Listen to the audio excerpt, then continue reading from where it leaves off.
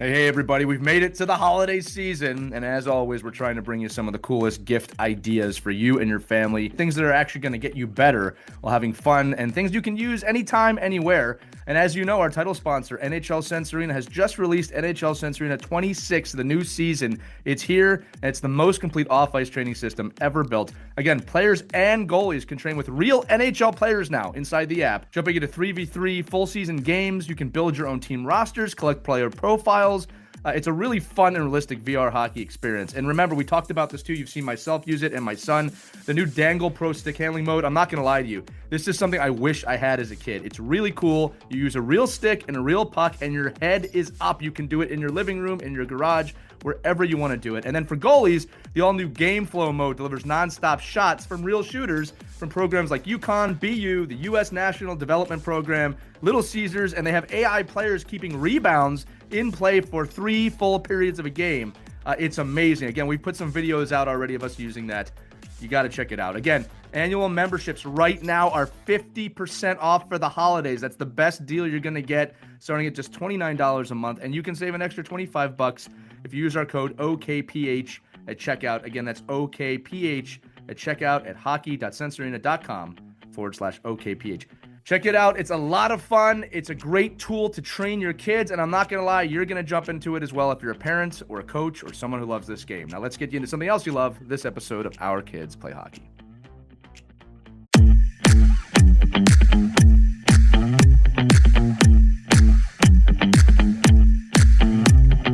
Hello, hockey friends and families around the world, and welcome to another episode of Our Kids Play Hockey. I'm Lee Elias, joined by Christy Cash, Anna Burns, and Mike Benelli. Today, we're diving into a side of hockey that doesn't always get enough attention, but we wish it would, the cognitive side, where the brain meets the blade, and our guest today is one of the leading experts in this field. Satoshi Takano is the founder of ReactForge Cognitive Performance Institute. It's a mouthful, but it makes sense. And he's a pioneer in helping athletes train both their minds and their bodies. With a background in engineering and technology, he's developed innovative methods that help players make faster, smarter decisions on the ice. Make no mistake, parents listening, this is a major key to success in the game.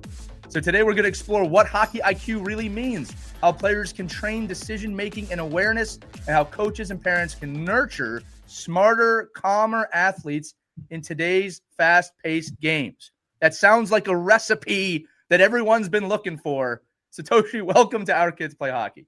I appreciate it, guys. This is awesome. I love the opportunity to talk about stuff like this. So thanks for having me on. We are so excited to have you on, Satoshi, because we talk about this all the time. But so many parents think the best player on the ice has to be the fastest or has to be the strongest. But as we try to explain, you also have to have hockey IQ. So let's just start with the basics. What is hockey IQ? Why is it so important for your player to gain that sense? Yeah, so it's a question that I get asked a lot, and it certainly it depends on different situations in terms of what it means. Of course, like at a younger age, you're not really teaching them hockey IQ from let's sit down and teach it. But at the older ages, you really have to kind of hunker down on things especially when you don't have the puck. And 95% of the time, you don't have the puck. So where are you in those situations? Are you turning at the right time? Are you getting into those soft areas at the right time? Are you getting into certain situations where you can get the puck? So when you do have it, then obviously the skills that you've been working on with the skills coaches will start to come into play. So the IQ component is really comes down to intelligence. Right. So are you harnessing that intelligence to improve and enhance the skills that you already have? So there's really no one answer, but it's really the ability for the players to think faster than the game. So then they know exactly what's going to happen next, and then they're able to get to those locations as the puck comes to them. So you said you don't really teach it at an early age, but can you start introducing those concepts to your player at an early age? And how young can you start doing that? And how do you kind of introduce that to them? Yeah, absolutely. So it's kind of timely because one of my Instagram posts, I think maybe 2 days ago, I put up something where it's kind of like a roadmap for a player from beginner to pro, and then we incorporate some of the things that you need to, as parents, you need to focus on, and so whether that be just introducing it to young kids, and our youngest kids are 6 years old. Now we sitting down in a classroom and say, okay, we're going to do hockey IQ? Absolutely not. It's really just a matter of being able to gamify for them, Mm. to stimulate their brain um, to capture different types of stimulus, and then they're able to do whatever it is that they need to do. I think the best players in the world, my assumption is that they were exposed to those types of things at a very early age, and so whether that be just through playing with your siblings in the backyard, catching a ball, catching a football, or just running in different directions. I think those are naturally, taught, right? Like in those types of environments. But as they get older, now we have to start to focus on, okay, here's a game situation. Here's what you're doing here. Let's make you smarter in a sense of not, for example, just not just getting crowded in and being able to scan the ice, having that situational awareness. And so, yeah, I mean, I think it's one of those things that I think, my belief is that you have to play different types of activities. I won't say different sports, but different activities that will allow you to capture that. So in my case, I grew up with kendo, which is a Japanese martial art. It's the one with the swords, and Ooh. and I was doing that since I was like 5. Since I was 5, and I learned a lot about protecting yourself, but then attacking at the right time, finding those right gaps when they're vulnerable. And that activity, I didn't do it for a long time, but I did it as something to keep my mind going, and it just kind of grew with me. So as time progressed, I grew up, even as a parent, even after I had my son, that these are things that you just naturally kind of captured, right, on your own. But rapidly, I found out that it's not something that everybody has. So that's how we kind of started. I want to bring this up real quick. and first off, I loved your answer for hockey IQ. I got to bring this up. We tell kids not to smoke because smoking's bad for your lungs, and they seem to understand that. We tell them you drink too much, it's not a good thing. We say, hey, listen, it's more important you play where the puck isn't when you don't have the puck. And they go, whatever, coach, right? So I want to talk for a few minutes about really to the coaches here, right? And you alluded to this, Satoshi, that what can we do as coaches to start building our own repertoire of drills and understanding of this so that we can help the kids? And I do want to shout out Mike real quick. Mike, you said something several episodes ago that you said it's so simple as you do, right? And it made so much sense to me of, hey, not every drill needs to end with a goal. And that really got me thinking, right? And one, I'll just give one example, Satoshi, and I'm going to completely throw it to you. One of the drills I've been playing with my younger youth hockey teams recently is called possession. There's no goal scoring. It is literally 3-on-3. The goal is possession, maintain possession. And you can see the IQ developing because when there's no end goal, literally, the game changes. It's just get open. So I would love your thoughts on what coaches can do to expand their drill book of drills like this. And then maybe the importance of this, because I'm going to say it again. We know not to smoke. We got to have that kind of understanding with hockey IQ in our game. Mm-hmm. Yeah, so there's a couple of things you can do, and maybe before I answer that, I'll give you a little bit of background as to how we kind of got to this point. So I didn't just kind of pick up and in the morning and said, okay, I'm going to work on a hockey IQ business. This was something that's been in the works for the last 10 years. Yeah. So I built this whole program and this whole facility around my own son. So he's a 2004 birth year. He's 21 this week. But we started about, thank you. We started when he was about 10 years old. He was highly skilled. He went to every trainer here in Toronto, and they're all great. I love them all. They taught him, the ability for him to stick handle and shoot and do edge work. And, shout out to my mentor too, Dr. Smushkin, because he taught me a whole bunch of different things for agility. And my son also learned from him as well. So he was highly, highly, highly skilled. The problem was he didn't know how to play the game. So being Asian, right? Like we record everything. So I'm always the one guy, with the camera, and everybody else is like, what is he doing? But we would go home and we would, pull up the camera, and then we would actually watch the video. And I'd always say, Rio, why are you going this way when the puck is already being turned over? Why are you still back checking here, trying to skate towards the defenseman who's regrouping? That defenseman wants to pass it to you, but you keep skating towards him. And this happens thousands of times with kids. And that little moment is when I said, okay, I need to teach him how to recognize certain situations when something happens. Right. So then I said, okay. And then, being on the engineering side, I said, okay, let me see if I can do this on the ice. And obviously, I don't have like a team. I wasn't coaching a team at the time.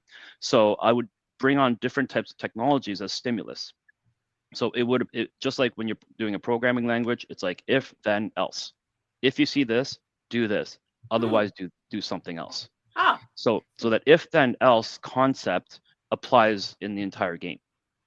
And so I would simulate that because it was just my son and I, because nobody believed in us at the time at all, right? They were making fun of us as I'm bringing equipment into the arena. You're doing something different.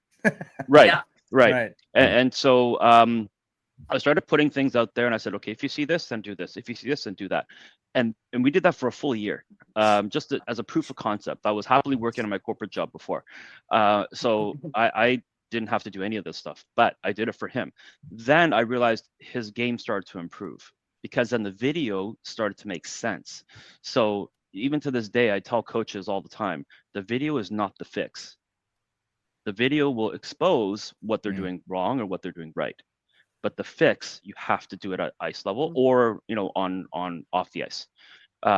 So we start to replicate all this stuff, and then it started to change. So then that's how we kind of started. And then over time, we have about 1,500 kids now that we work with. Wow. So and in this space, we simulate everything that we did in my basement, which is 200 square feet. And now we're at a 12,000 square foot facility. Wow. Oh, my goodness. Yeah, I mean, I think we'll get to that a little later on. I mean, just as far as like what you really need and what you don't need, and being really so active in this community, Satoshi. I think one of the things that that I get out of this, right? And this is where my Monday morning, after a weekend of watching hockey, and this is probably why I don't sit in the stands with a lot of people, is because of people mistaken hockey IQ and hard work and like aggressiveness, and they think like as you're speaking and as you're talking about how do you read and react to a play, I'm thinking about every single dad that I heard this weekend when the puck got dumped in and that first player, and he's screaming and yelling about that player getting to the puck. I'm like, no, that player is actually reading to where the puck's going to go and then influencing where they want to go. Like, it's great to be fast and it's great to be quick and it's great to get there. But then when you get there, what are you going to do? Now you're below the puck, you're below the play, you have no influence on the play. I think to your point, and the stuff that I've watched you do is so impressive to say, well, I'm reading it as I'm coming in. I don't need to get there fast. I've got to get there smart. I've got to get there when I can control it rather than getting to a place where I can't control. Can you talk a little bit about, why like a system like yours is so important to take because of, I guess it's the same way we have to do a lot of this stuff now, right? Because in phys ed, we don't do it, right? We don't do the functional movement skills in phys ed anymore. We don't do the jungle gym stuff. We just don't, it's too unsafe or it's not fair to everyone or whatever it is. Can you talk about why you've been so successful in filling that void? Because we just don't have time as coaches, right? In team practices to work on a lot of this quote unquote hockey IQ stuff. Yeah, so usually I get the call when, and these are all like AAA kids that are mostly in Toronto. I usually get the call when they're not having a lot of success. And obviously the ones that are successful will keep going, and with or without us, that's fine. But the ones that recognize that something is still missing, right? So my kid is going to all the skill sessions and so on. But then that's when I usually get the call, and then we start to look at, okay, what is it that he's doing right? And what is it that he's doing wrong? and then they'll say he's the fastest, he's the smartest, he's a 200-foot player, and use all these very general terms. But when you actually get down to it, it's really their decision making is way off. It's not even just a little bit, right? So because they're so fast, for example, like it's always a shock to on the players' faces as well as the parents when I say your kid is too fast, Mm, and they go, "What?" yeah. And I say, "Yeah." So They work hard, Satoshi. They work hard. That's why yeah, it's so exactly. bad. Yeah. Yeah. So and I think the other thing that I always tell players is you have to be more unpredictable. So hockey is probably, and sports in general, is probably the only thing where you're allowed to lie, right? Like, so when you think you're going one speed, all of a sudden you turn on the jets. When you have your jets on, all of a sudden you start to hit the brakes, and then you throw the other team off. And those types of concepts are not necessarily taught on the ice because number one, ice is really expensive, and number two, there's not a lot of time. And then number three, you have a big group, usually like a team or a group of some kind. They just don't have that personalized touch to be able to offer. So so that's why I think we're very successful, because the way I look at it is I treat all of our players like my own son when I developed him 10 years ago. And so that personalized touch of understanding how they play, what the video tells me, what the fix is, and then we confirm it again with the video. And so there's a whole continuum in terms of from the first time they enter, then from the front door to then working with them and then seeing if they continue on. And our expectation is that they're not with us for like years. We only want them for a very short period of time, say about a year, a full season. And then once they get enough, they move on, and that's okay. And so that's essentially kind of the steps that we go through. I think every player, even up to the NHL, could use something like this, because in the NHL, like, they didn't grow up with this stuff. Now we have 6-year-olds that are growing up with this stuff. So I'm really excited about what's coming in the next couple of years. Satoshi, how important is it to get the whole team on board with the concepts? Because you might be able to help one or two players, but if the whole team isn't buying into it, then is it likely that that player will only succeed so far? I think the team, showing the team, I think is really, really important, but probably very most challenging, right? Because it's hard to get 17 or 15, 17 players even just to do one thing, right? So try to show them a concept like this might be a bit of a challenge. But what happens is it's time, right? We know we're in a marathon. So first we start with one kid. Then they bring their friends, and then they bring their team, and then all of a sudden it just starts to grow. And I think it's the patience that I think people don't have, right? They want instant gratification, even in our training here, right? All of a sudden they're here, and then they're like, okay, well, all of a sudden my kid's gonna be smart. No, right? Like this is like an ongoing process. It's not the Matrix. Yeah, I think it's one of those things too. When we're evaluating talent, right, at an early age. Like you get really you get mesmerized by the fast kid and by the good hustler and by the kid that gets to the puck first, and you lose track of that kid that they don't look like they're being aggressive, like they don't look like they're doing like something that you would expect at a hockey player, which is get there really quick and be aggressive and fight for pucks. And then you're watching some kids, like, to me, I'm like, well, I'd rather have that kid that's already smart and I can build on his skill rather than a highly skilled kid that could never get the concepts that I want them to teach. Just to Christy's point, like, you can't have 15 players that are just bat out of hell fast and go after pucks. At some point that catches up. And I think us as coaches do such a poor job of evaluating the smart kid early because it's masked by not having a lot of skill. Right. And I think we have to, and that's, so I guess my question is, Satoshi, like, I was always a big believer when this first came, like, I started looking at all this, the cognitive development stuff, and Reggie Grant used to do a lot of stuff with the New York Rangers. And I had these big, huge debates. Like, I was like, oh, no, you have to do all of this stuff on the ice. None of it matters if you can't do it on the ice. And I was brought around rather quickly, actually, that none of this has to be done on the ice. And this is all based on brain speed and your ability to react and read things, because your brain doesn't know you're not on the ice. Can you talk a little bit about why it's so successful not getting that ice slot. I mean, you're in Toronto, crazy amount of money for ice. I'm in Fairfield County, Connecticut, crazy amount of money for ice. And so at a minimal cost, why is it so important that we could train our kids without throwing skates on and gloves and helmets on and get the same results that we want out of like hockey IQ? Yeah. So and I'll kind of, show you some of the things that we're doing, but essentially the concept is this. Number one, the most important thing, you have to train faster than the game. And this is something that a lot of coaches don't understand. So my background's also in motorsport racing as well. So when I go to the racetrack, I'm going, say, 100 miles an hour, right? Maybe closer to 120. And I would do 25 laps on the racetrack. Then I would then go back into my own car to drive home that day. And I'm on the 401 over here, and I feel like I could do anything, right, at a very high rate of speed, because I was just on the track, right, for a good hour. So there I'm going, almost twice as fast as my regular roads, and then I get into my regular road, and it's like, okay, this is just painfully slow.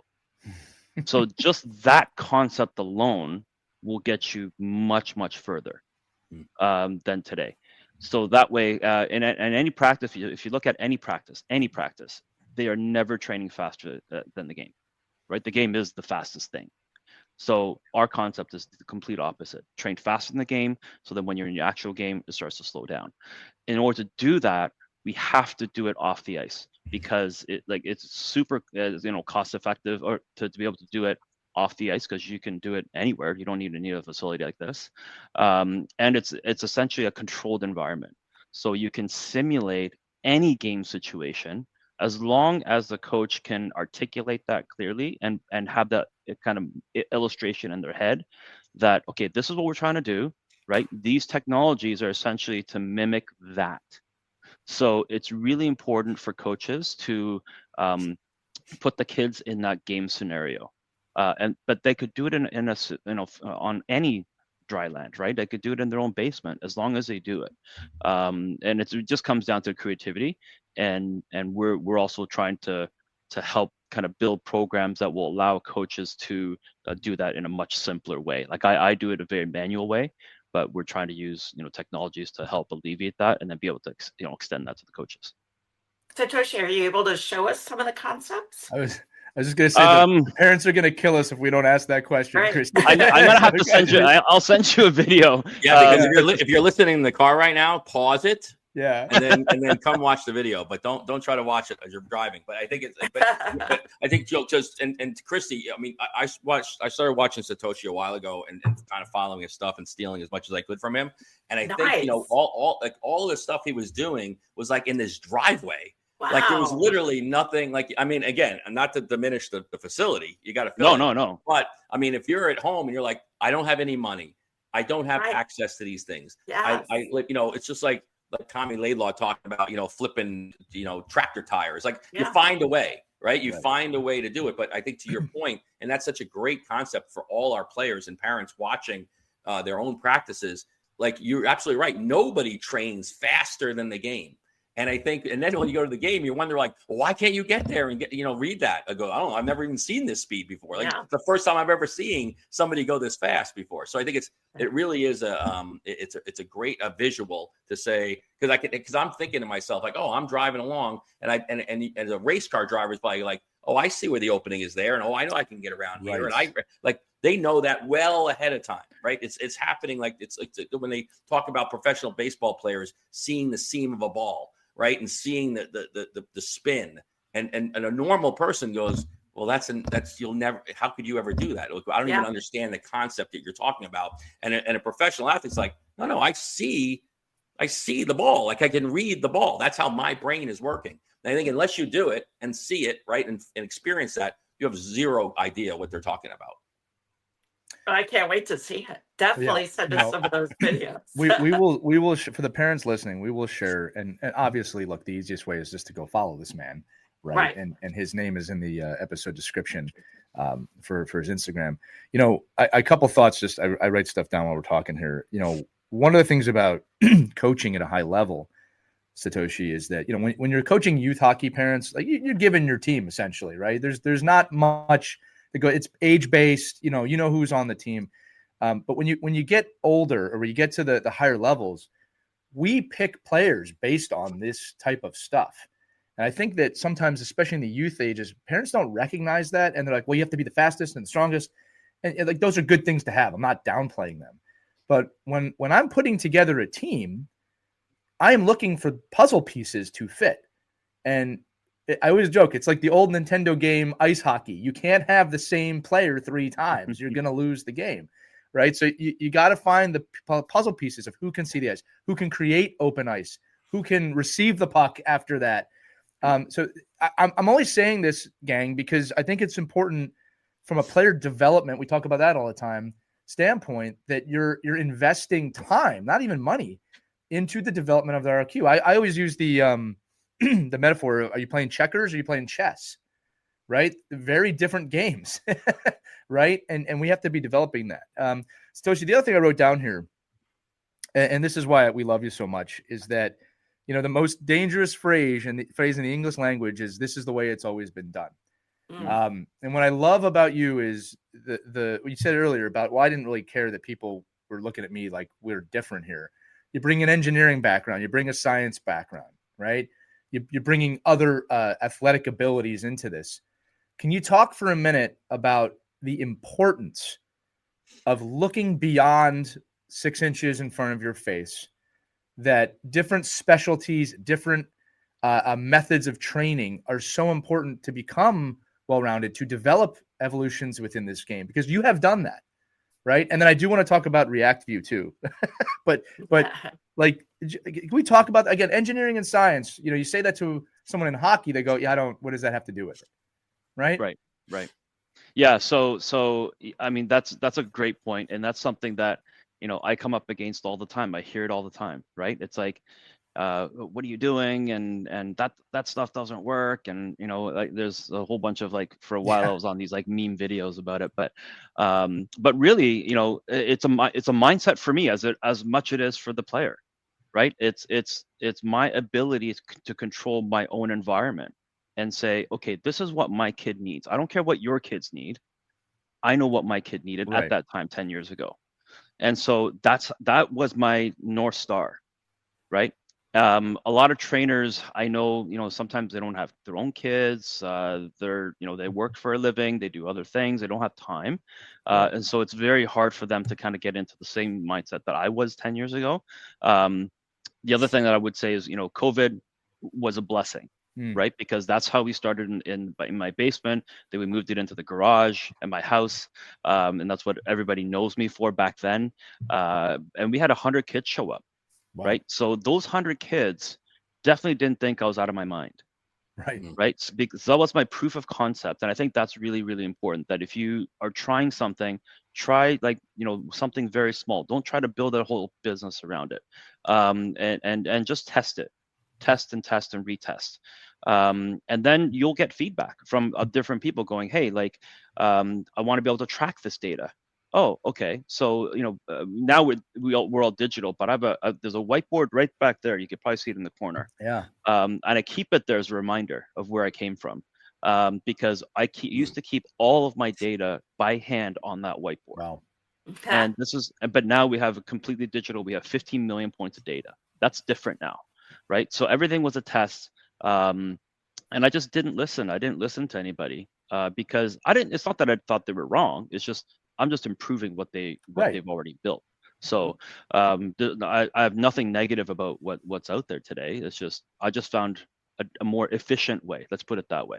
And being in engineering, you're always looking for efficiencies and innovation, right? So that's kind of the world I grew up in. So that's what I bring to the table, and we're constantly going into different, we're in different sports now too. Like, so we have soccer players, we got basketball, we have a basketball court back there. So we're doing something with basketball. We're also doing work with the seniors community as well. So what we started with hockey is now evolved into something so much bigger. But on the flip side, I learned from those other sports and activities that I then incorporate into the hockey training. So for example, like, we have a lot of soccer players. And in soccer, the stuff with peripheral vision, situational awareness, scanning, looking over your shoulder, that's been done for like years before hockey even considered that. Right. So, I learned a lot from our soccer players here, where they say, oh, okay, I play midfield. I need to do this, this, this, this. Okay. Now I'm going to transfer that into hockey, and because of that, we have a catalog of 400 drills now. Wow. So, Wow. and we document every single one of them. Yeah. We say, okay, here's what we need it for in a hockey situation. Here's how you use it. So that's it's grown significantly in that sense. I feel that you just have to start small. Don't try Right. to build this massive thing like overnight. Yeah, I think Right. don't overlook either the success of having multiple sport athletes in that building together. I mean, I remember when I was at Plymouth, we used to work out with the basketball guys all the time, and there's that crossover of like the triangle offense just started coming into play, and like, oh, the Bulls are winning everything, and all of a sudden hockey's like, well, we could do that. Like before that, I never heard of those concepts, like that the concepts of movement and support and structure never really, you're like, get in your lane, get up and down the ice. And I think, being able to be in those situations where one athlete watching another athlete going, oh, wow, I love the way they turn their hips there, or I love the way they protect the ball, or I love the way they can scan. And, that the biggest thing right now is like shoulder checking, right? And looking and scanning before you go to the corner. Well, if you're a lacrosse player or you're a soccer player, you've been doing that since you were 3. So having those opportunities to do that in real time, and then like what you're doing is, and whether it's on a whiteboard or on a computer, right? You're documenting the ability to how fast did you recognize it?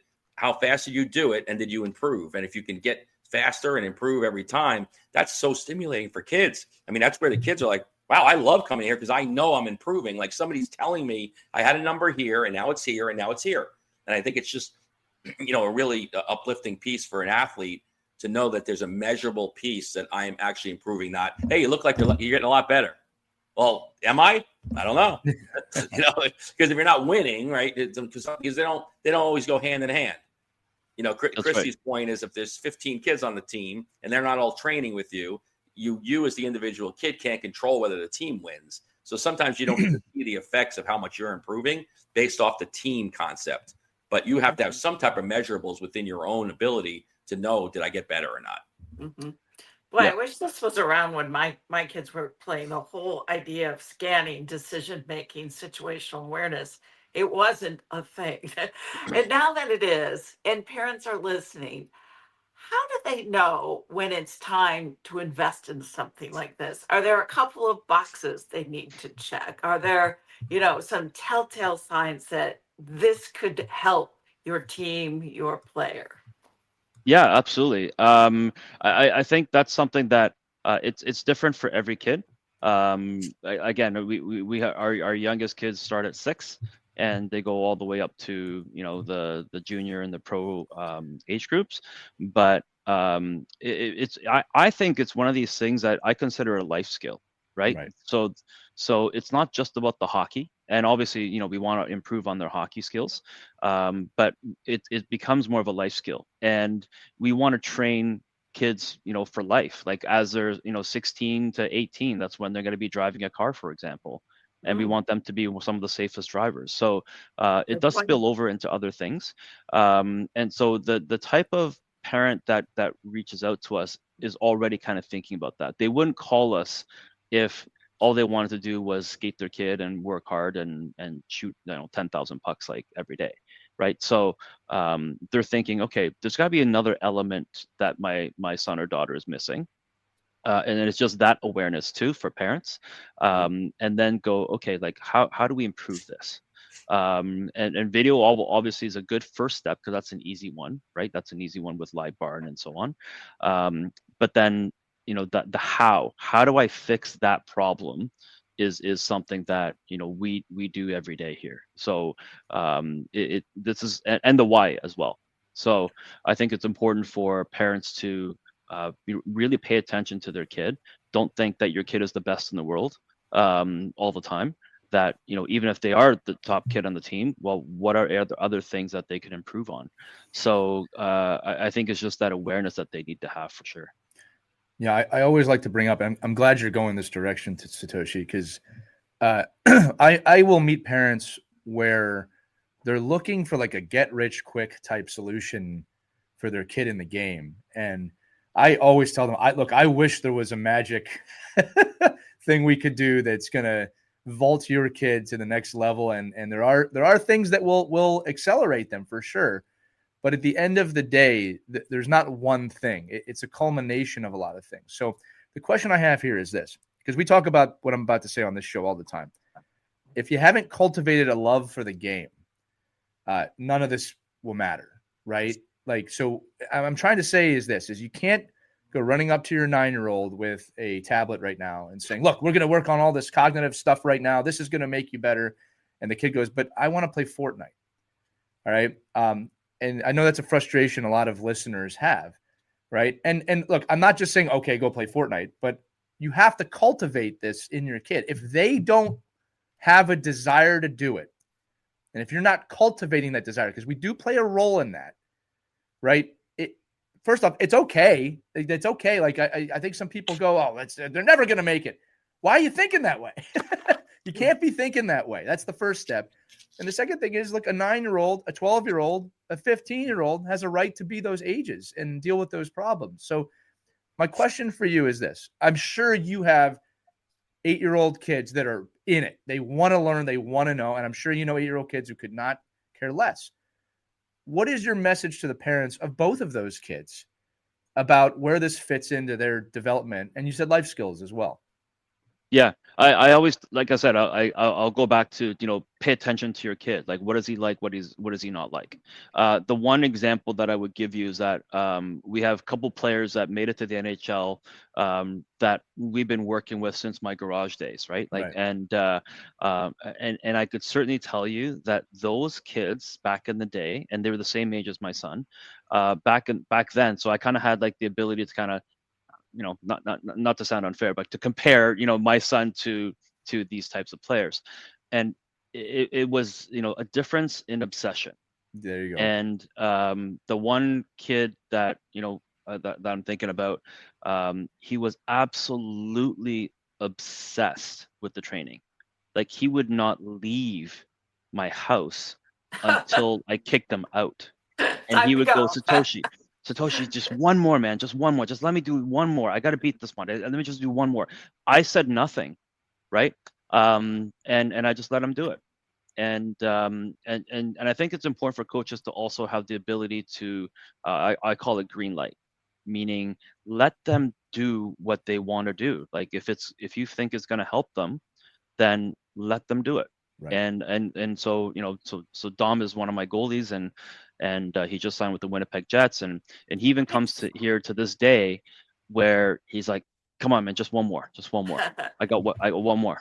Right. And I'm like, okay, that's great. Like, keep doing it. And that level of obsession, I think, is consistent across a lot of the players that I've worked with that made it to the NHL. So yeah, I would agree. Like, and I see that too. And I think the other half of this, and we can all chime in on this, is that parents, you can want your kid to have that obsession, but it's their life. I don't know how to really word this eloquently. It's like, this is one of those things, you don't create this for them. They have it or they don't. And different kids get it at different times, right? Like some kids that won't hit till they're 15 years old. But I wouldn't take a macro view. I said it earlier. You don't want to have the thought process of they're never going to make it if X, Y, Z. None of us know who's going to make it. All right. I will echo what Satoshi just said. When you see a kid with that obsession, yeah, a little light bulb goes off of, okay, there's something there. But you know what's funny for everybody is that obsession usually is not limited to hockey. That's their personality. That's who they are. They're going to obsess over everything they do, right? So again, there's no success or failure from a parenting standpoint in my mind on this. It's just, that's just life. It just progresses as it progresses. Anyway, Christy, Mike, I don't know if I'm saying that right. It's just a thought, like, it's okay either way. That's what I'm trying to say. Yeah, I think so. And, we talk all the time, and Satoshi, I'd love for you to enter this conversation about some of our greatest successes have come from our failures. Right.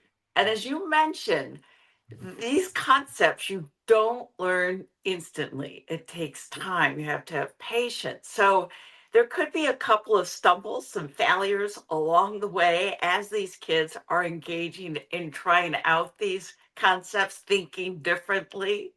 Um, Maybe some advice for parents of it's okay if your kids are failing because they're going to get better. They're going to learn from those mistakes. Yeah, absolutely. I always say repetition over trumps failure, right? So There you go. as long as you keep working on something, and as long as you have somebody there, like whether it could be a coach or a parent, to support them and say, don't worry, it's okay, you got this, you got this. That's what we do here, and a lot of the kids, they walk in for the first time, they don't know what they're getting into. They fall flat on their face because they're this is completely new to them. I say it's okay, you're gonna make a lot of mistakes, but we're gonna pick you up and then we're gonna keep going. So and it's not a we're not like a gym, like we don't have any weights in this building. So it's not about pushing harder beyond limits or anything like that. It's just repetition. So it doesn't feel as raw, right? Like so that's why some people kind of go, oh, that doesn't work, because they're not being pushed like that hard. No, you're being pushed, you just don't know it, right? Gotcha. Yeah, so I think I think failures is always welcome. And again, because this being a controlled environment where they can make the mistakes and no one's going to make fun of them, right? So I think those are the things that are important. The other thing I will say also that I've noticed through some of the parents here, the ones where I find that the kids really excel is when the parents actually say nothing. And this is such a weird concept, right? So they don't know hockey, right? They don't know about even the rules or anything. They let the kid steer the ship. And once the kid feels that they know more than the parents do, then they feel like they're in charge. So in other words, they start to pick their own equipment, they pick out their own food for the day, they know when to get up in the morning, because the parents know nothing, right? And whether that's on purpose, or if it's just by design, or the way that they naturally are, those are the ones where I find that they just take off. The more the parents, I find, is overbearing and saying, you should do this, you should do this, you should do this, the kid just tunes out, number one.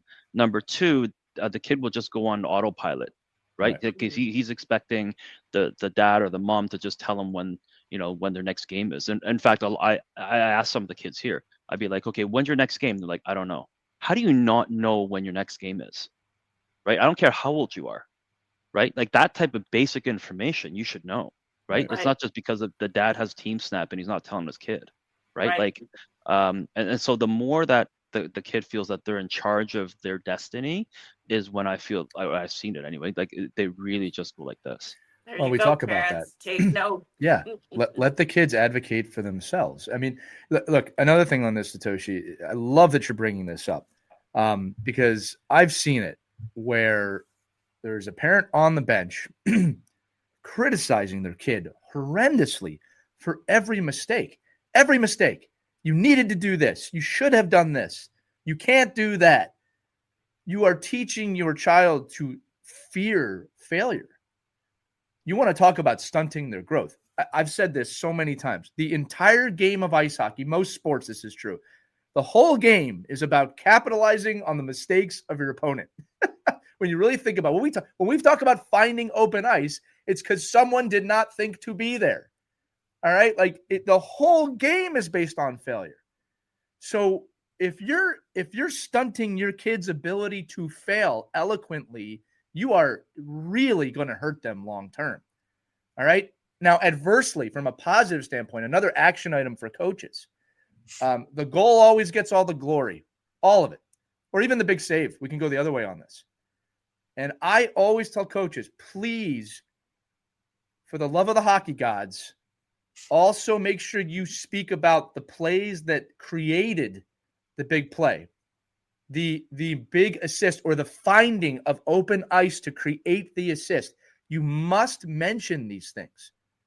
Or if the play started in the other end of the rink, you must mention these things to your kids and give them the reward of understanding you made a smart play that developed into a goal. Coaches, You gotta see that. You gotta see that, right? So Yeah. so I'll add to that, because a lot of the parents that are on the bench or coaching, I mean, some of these people, you know, their day job, like they sit on on executive roles at big Fortune 500 companies. Right. I've seen them, right? But in a boardroom, they would never act that way that they would do on the bench. Imagine if we Ever. did. Right? Like, yeah, exactly. You idiot. So yeah. So why is a 13-year-old a green light for the coach to be a completely different person when in the Right. boardroom you would never do that? Right. So I think it's one of these things that I hope that parents listen to this, because if we were all in one room, we would never be saying, if Mike made a mistake, like I'm gonna beat him up and say that, oh, you made this mistake, that mistake. You don't do that to adults. There's a certain way to do it. Right. Well, you don't even do it to children. Like if you went to your phys ed class in school and a teacher did this, you'd be fired in about a second. Like it would never materialize. Like I don't know why we turn into these crazy people when we get inside the rink, instead of being like a normal ego, Mike. human It's being. all ego based. But I was going to say, and I love the fact that what Lee's saying is just, the ability to understand how plays develop and what leads to success and failure. If only there was a way, Satoshi, to be able to see that, document it, and share that with your athletes without having, $1 million NHL video coach relationship. Is there a way that I can show the beginning and the ending of a play simply, easily, and even with the technically challenged? Mike, are you setting up a one-timer right now? Is that what you're doing? I see it coming. I'm just wondering, because I need a solution. Yeah, you bet.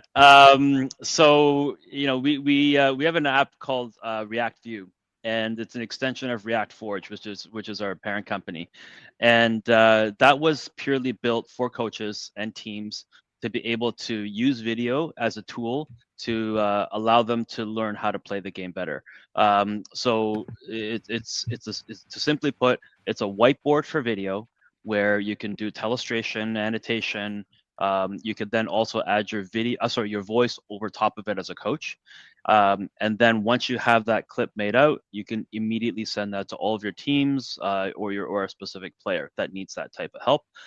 But it's built both for like a team, like coaching a team, like a minor hockey team, or if you're a consultant for video, then maybe you've got 50 clients or whatever, you can use that as a platform to do that. Where I came up with that concept is really what we did here. So I had the parents ask me, Satoshi, like, how does this translate to my kid's game? And the answer was always video. But I ran into the same issue that everybody else does when they do video, which is, how do you get the video, number one, and number two, how do you then be able to draw stuff and say, this is what you're doing great, and these are the area of improvement, and thirdly, how do I get it so that the kids hear the coach's voice, right, not some third party. So to hear the coach's voice to say, Johnny, this is where you should have been, XYZ, and for them to hear that is validation for the kid. Right. And so I'm always on, pretending that I'm the kid that where if I heard my coach telling me, like, here's what I want you to do in that situation, because remember, like when a player is talking to a coach one-on-one, the coach is generalizing, right? He does not talk about specific, that in that moment you missed this, right? And that's what contributed to me, maybe having you sit on the bench for a little bit. So now it's become a lot more factual. And so that's how we kind of built it. We have about 450 users on the platform today. We've only had it for about 4 months. I've been working on this on and off for 2 years, but we really focused on it for the last 6 months. It's so brilliant and so simple. At least I know it wasn't simple to make, probably, but it's so obvious. And what I love, Satoshi, is in if you guys check this out on Instagram or wherever, just look up ReactView. The simplicity of you had open eyes here, you had open eyes here, you had open eyes here. And it's like, as a coach, I'm like, man, that's so easy and simple, and it's undeniable too. The other thing too is that my belief is too that it applies to that individual player. I mean, you could right. show it generically and say, here's the situation, but now you hone in specifically and they can replay it in their minds and visualize Right. right in front of them the mistakes they made and what a better option would have been. Right. That's brilliant. And Christy, to add on to that, I've said this on the show, my belief is I try and coach the players that are on the bench during the game, not the players that are on the ice. But the truth is this: when you come off the ice and I have the whiteboard and I show you the situation, they're taking some of it in, but like we're in the middle of a game. Right, exactly. You know what I mean? So it's like you can only do what you're doing.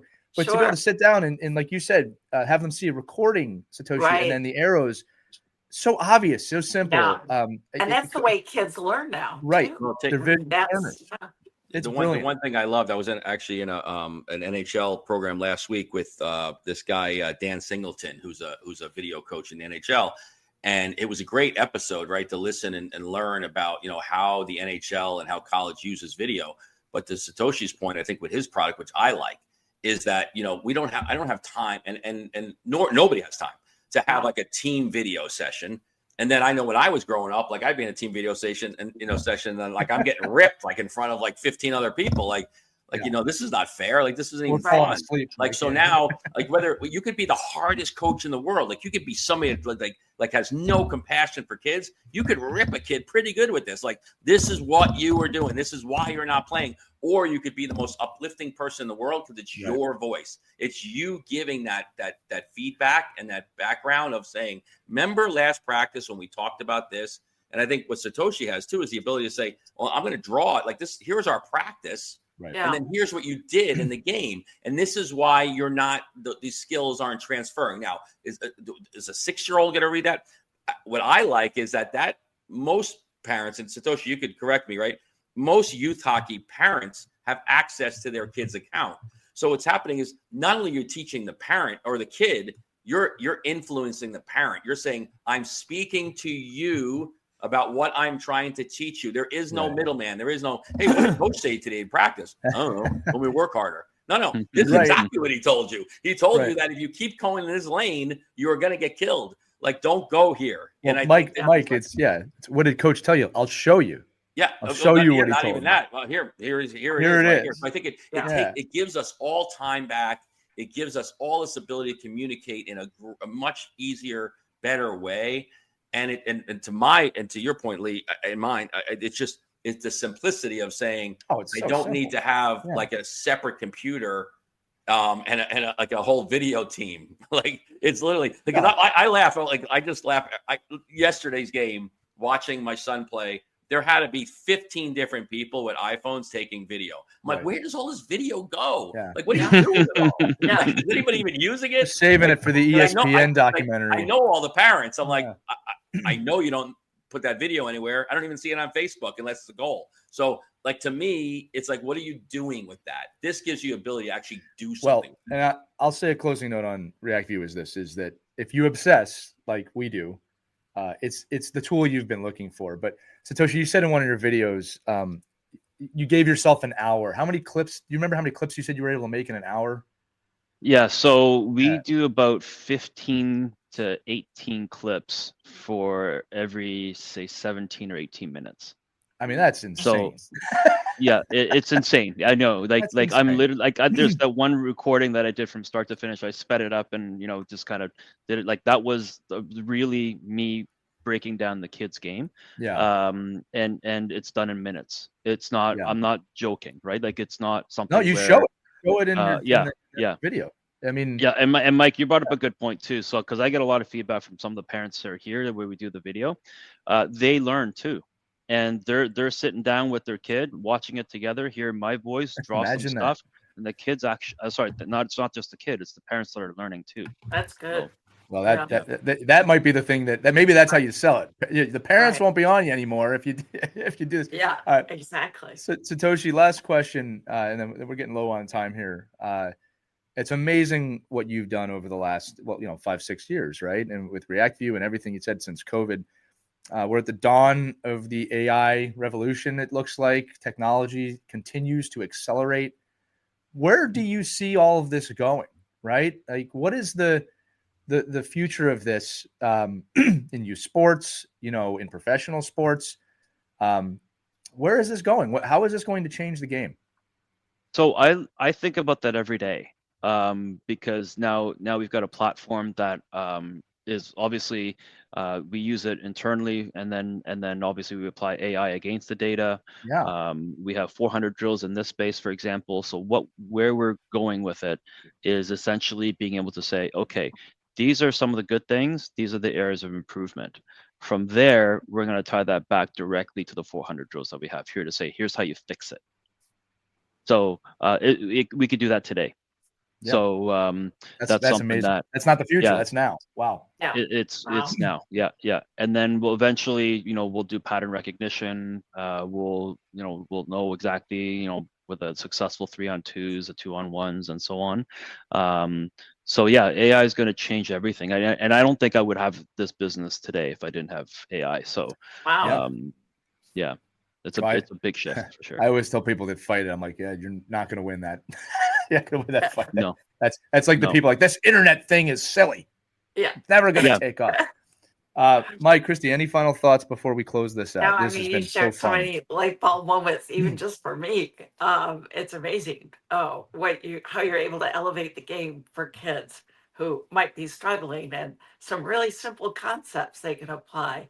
And parents, I hope you take note, and also, think about how you can really push your kids' game forward. I mean, we spend so much time getting our kids in the gym and at the ring and drills, but here's something else that's going to help them not only on their hockey game, but with life skills as well. I love the fact that you mentioned defensive driving, situational awareness. So these are skills they're going to apply for the rest of their lives, worth the investment.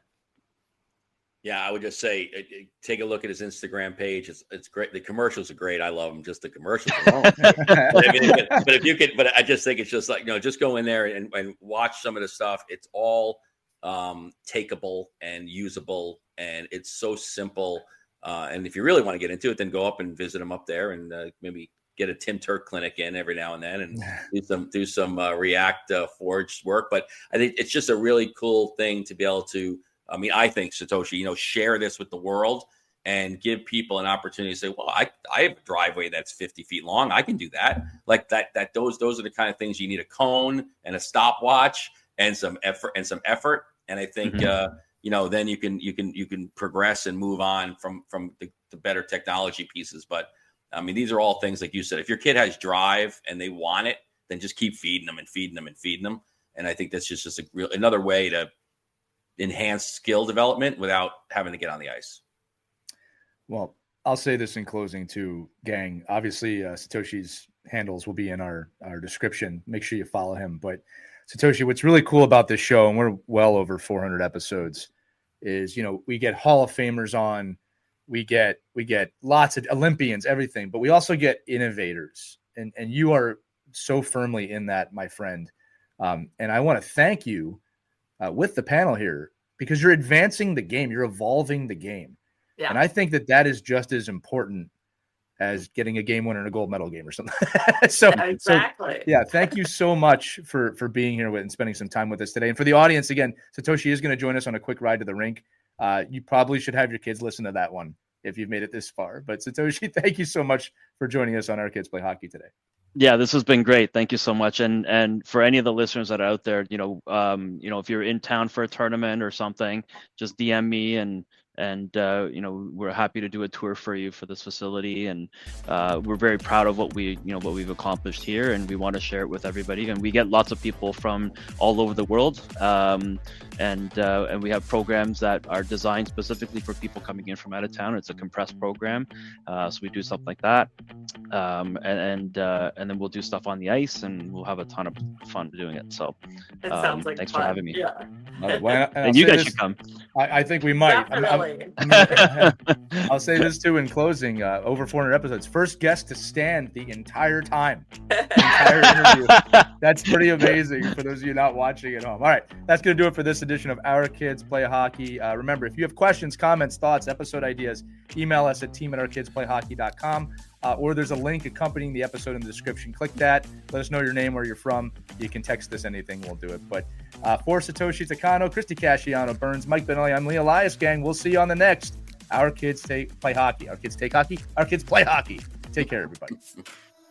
We hope you enjoyed this edition of Our Kids Play Hockey. Make sure to like and subscribe right now if you found value wherever you're listening, whether it's a podcast network, a social media network, or our website, ourkidsplayhockey.com. Also, make sure to check out our children's book, When Hockey Stops, at whenhockeystops.com. It's a book that helps children deal with adversity in the game and in life. We're very proud of it. But thanks so much for listening to this edition of Our Kids Play Hockey, and we'll see you on the next episode.